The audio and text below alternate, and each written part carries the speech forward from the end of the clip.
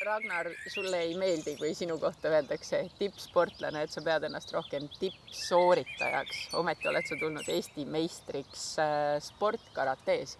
Kuidas vaimsed praktikad siia juurde mängivad lisaks füüsilisele aktiivsusele? No lõppkokkuvõttes on tegelikult nii, et kui sa oled seal võistlusareenil, siis oled vastamisi teisega, siis füüsilisel tasemel oleme ju üsna võrdsed. Ja lõpuks oleneb see, et kes tahab rohkem ja kes on rohkem keskendunud ja hetkes. Milliseid hingamispraktikaid sa selleks kasutad? Kusjuures enne Eesti meistrivõistluseid me tegime Heikiga koostööd just ja me tegime niisuguse pooletunnise hingamispraktikas, kus süva vabastava hingamise, kus me siis läksime oma väe juurde, saime kontakti nagu iseendaga. Nimetakski seda siis vabastavaks hingamiseks, mis siis heade mantratega viis mind selle suurepärase tulemuseni. Tegelikult, kui sa oled seal areenil ja teed oma sooritust, siis tekib selline natuke nagu tunneli visioon ka, et enne seda loomulikult ärevus, sa mõtled, mida vastane teeb, hirm on isegi, et see ei ole päris see, et lähed jooksed ja annad ennast maksimumi, sa võid ka haiget saada. Ja mis seal siis on see, et kõik see, kui sa nagu võistlema lähed, siis tegelikult need hingamisharjutused viivad sind täpselt samamoodi täielikku kohalollu. Ehk siis kõik ümbritsev kaob ja kui sa oled hetkes, siis see on ainuke võimalus, kus sa saad anda ennast rohkem kui 110%. Meil on vaja astuda natuke rohkem, 113% näiteks. Karate on niisugune spordiala, et kui sa nagu lähed sinna, siis nagu sa teed igat liigutust maksimaalselt. Et kui täna inimesed lähevad võistlema, siis nad vaatavad, et karate nagu, et 3 minutit, mis sa siis teha on, 3 minutit täiesti pilbas. Nagu sa oled nii mentaalselt, füüsiliselt, iga hetkega nii kohal, et rohkem olla ei saa. Kui me ei teeks neid hingamispraktikaid, me ei keskenduks seal, siis põhimõtteliselt võimatu oleks seal midagi ägedat korda saata üldse.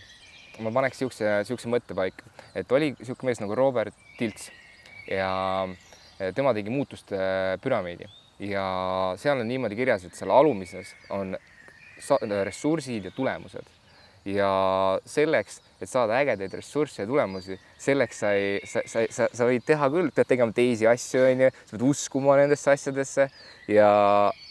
Aga selleks, et ma usuksin, et ma olen võimeline asja tegema, selleks on sul vaja päriselt minapilti, visiooni ja nii edasi. Aga selleks, et seal üleval seda püramiidi tippu muuta, selleks olekski vaja võib-olla, selleks ei ole nii, et sa lähed teise tuppa, nüüd istun seal pool tundi ja mõtlen, et kuule, nüüd muutsin oma maailmapilti, mu visioon on muutunud. Selleks sobivadki sellised mõnusad meditatsiooniharjutused, mida siis hingamispraktikad toovad.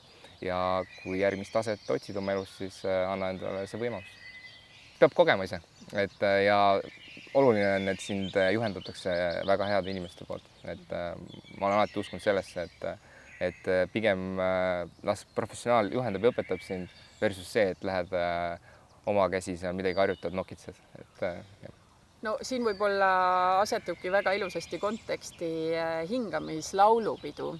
Kuidas sa näed sellist sündmust, et sa oled võrdlemisi noor inimene ja tegelikult leidnud alles selle tee erinevalt väga paljudest eakaaslastest.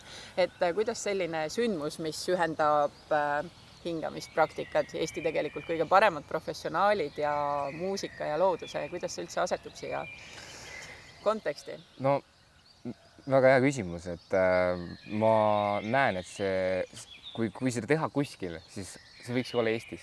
Sellepärast, et eestlased on juba siuksed natukene heas mõttes metsa poole. Et oleme ju tegelikult tulnud metsa meie sõber olnud ja sealt oleme kaasa saanud selle loodusläheduse. Ja kui me nüüd paneme nii võimsa asja nagu hingamise, laulud, kultuuri ja kokku tulevad. Muusika on nii oluline nagu ka selle nagu seisundi loomisel. Siis ma toetan nagu 2 käega ja eriti äge on, et seda juhivad nii vinged ja nagu sa ütlesid, professionaalsed tegijad, et igati vinge. Mulle meeldib see mõte, et ma küll näen juba, et see oleks 5000 inimest. Jumala tehtav, mitte võib-olla kohe, aga kindlasti mõne aastaga. Kuidas sa kutsuksid teisi noori üles hingamispraktikatega tegelema? Miks see oluline on? Kusjuures selle hingamispraktikatega ongi äge asi see, et 1,5 aastat nüüd iga hommiku kell 10 mul on omaenda niisugune hea müügitiim, kus me helistame üksteise sisse ja me teeme kõigepealt kohaloluharjutuse ja tegelikult, kui ma kutsuks esile seda, et siis tegelikult on vaja anda võimalus. Kui sa näed, et sa tahad midagi muuta ja kasvada, siis esimene samm olekski võib-olla siis vaadata natukene seda, mida need teised teevad ja siis saavutada teha sedasama, mida nemad on teinud.